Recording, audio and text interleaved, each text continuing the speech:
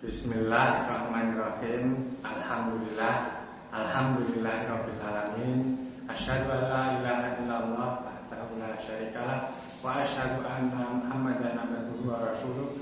Allahumma sholli ala Muhammad wa ala ali Muhammad. Ittaqullaha haqqa tuqatih wa la tamutunna illa wa antum muslimun.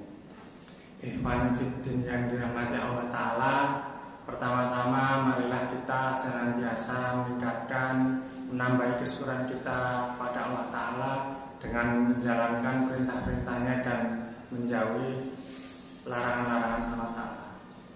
Pada kesempatan kali ini sudah kita bersama Ustadz Dwi Joko Yuswanto. Dalam kesempatan kali ini kita akan sedikit berbincang-bincang atau sedikit berdialog dengan Ustadz Dwi Joko untuk membahas beberapa masalah. Assalamualaikum Ustadz. Waalaikumsalam. Dalam beberapa kesempatan itu beberapa masalah pada kehidupan kita sehari-hari, itu khususnya untuk dalam waktu dekat ini ada beberapa musibah, baik itu banjir, tanah longsor, gempa bumi ataupun kebakaran, dan itu untuk kita sebagai seorang manusia Allah Ta'ala itu kadang kita tidak bisa menerima akan ketetapan Allah Ta'ala. Nah, di sini saya akan menerangkan bagaimana untuk menghadapi musibah tersebut, tips dari Ustadz Dwi Joko. Ya, alhamdulillah. Ekonomi yang Allah Ta'ala memang musibah itu banyak kita lihat, bahkan kita alami dalam kehidupan kita sehari-hari. Nah, untuk menghadapi musibah, kita harus paham yang pertama bahwa Allah Ta'ala dan Yang Maha Kuasa telah menetapkan musibah itu sebelum menciptakan langit dan bumi. Di dalam surat Al-Hadid, surat yang ke-57 ayat yang ke-22, Allah berfirman, "Ma asoba min musibatin."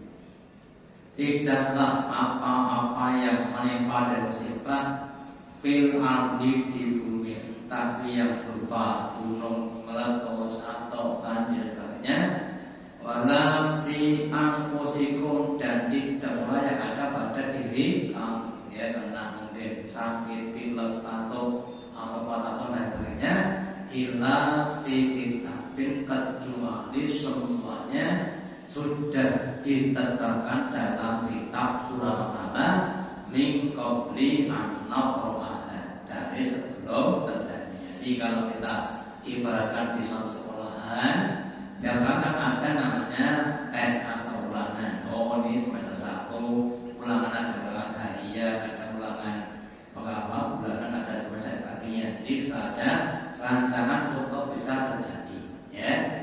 Inna dzalika Allahu yasir, dan seperti itu seterusnya menetapkan musibah-musibah yang akan terjadi di dunia sejak dunia diciptakan sampai kiamat, bagi Allah bukan pekerjaan yang sulit. Itu pekerjaan yang mudah, karena Maha Kuasa Allah. Ada yang pertama musibah wajib, musibah pokok, musibah yang ditetapkan sebelum menciptakan langit dan yang kedua musibah tambahan, ya. Musibah tambahan itu apa? Karena terjadinya banyak dosa-dosa yang kita lakukan. Di dalam surat Al-Fatihah ayat yang 11 disebutkan, ma asoba min musibatin illa bi'idznillah. Tidaklah apa-apa yang menimpa dan musibah kecuali atas izinnya Allah. Kemudian sebagian menerangkan izinnya Allah ada 3. Yang pertama di iradatillah, dengan kehendak Allah, memang sudah dikehendaki Allah. Yang kedua bi amrillah, dengan perintahnya Allah. Allah memerintahkan sebagian makhluknya entah gunung disuruh untuk meletus, ya, atau laut disuruh untuk tsunami dan sebagainya, atau mungkin kemarin penyakit COVID, ya, itu adalah diperintah Allah untuk memberikan musibah pada hambanya. Ya, ketika bihikmatilah, dengan hikmahnya Allah. Hikmah itu adalah kebijakan. Kebijakan itu suatu ketetapan yang dapat menimbulkan manfaat lebih besar dibanding dengan makhluknya.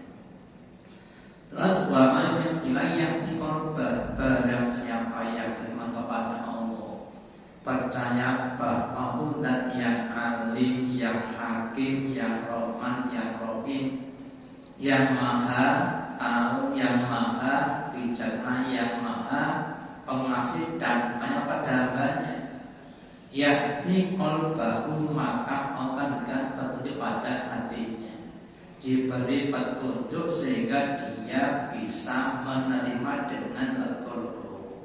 Ya, contohnya kita diberi sakit, mungkin banyak orang yang tidak legowo. Kenapa? Karena yang dipandang cuma sakitnya, penderitaannya sisi yang negatif.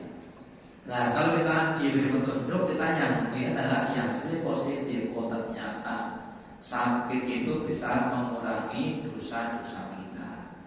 Dengan sakit kita diingatkan terhadap nikmat kesehatan yang selama ini terlupakan.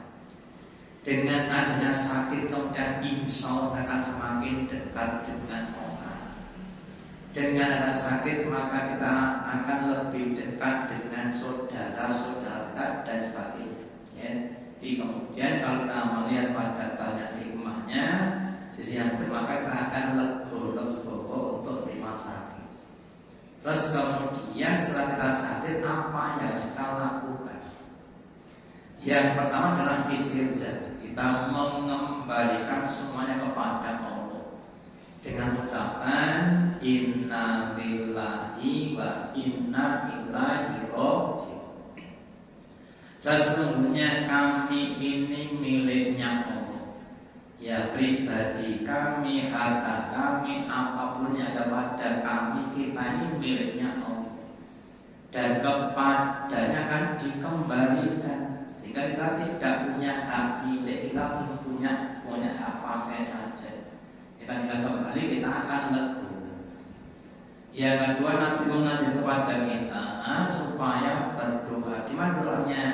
Allahumma jurni fi musibati wakhluni baru minha, yang artinya ya Allah, berilah pahala dalam musibahku ini dan gantilah dengan yang lebih baik. Ya, maka semuanya dengan musibah kita dapat pahala dan dapat ganti yang lebih baik. Yang ketiga, kita bersyukur, mengucapkan alhamdulillah. Kalau orang dapat nikmat, bersyukur itu biasa, ya. Tapi kalau orang itu mendapatkan musibah kok masih bersyukur, namanya orang yang luar biasa. Maka Allah akan memberikan hadiah namanya Baitul Hamdi, rumah pemujaan, rumah kesyukuran yang ada di surga terhadap seorang hamba yang sudah diberi musibah tapi masih untuk mampu menyanjung bersyukur kepada Allah. Makanya kita semoga kita ini, kita semuanya termasuk hamba-hamba yang diberi kemampuan Allah untuk legowo terhadap musibah yang diberikan oleh kita. Kemudian yang kedua, diberi tambah iman. Dan semoga yang ketiga, musibah kita ini bisa menghapuskan dosa-dosa kita dan Allah mengganti dengan yang lebih baik. Dan kita diberi yaitu Baitul Hamdi besok ketika kita ada di akhirat. Oke, kita sampaikan. Mari kita akhiri, silakan untuk diakhiri. Alhamdulillah, banyak sekali ilmu yang sudah kita dapatkan dari beliau Ustaz Joko. Semoga apa yang disampaikan beliau ini menjadi menjadi kesempatan untuk kita bisa berbuat lebih baik, menambah ilmu kita. Demikian apa yang sudah kita sampaikan, yang sudah dia sampaikan. Aku qouli hadza. Wassalamualaikum warahmatullahi wabarakatuh. Waalaikumsalam.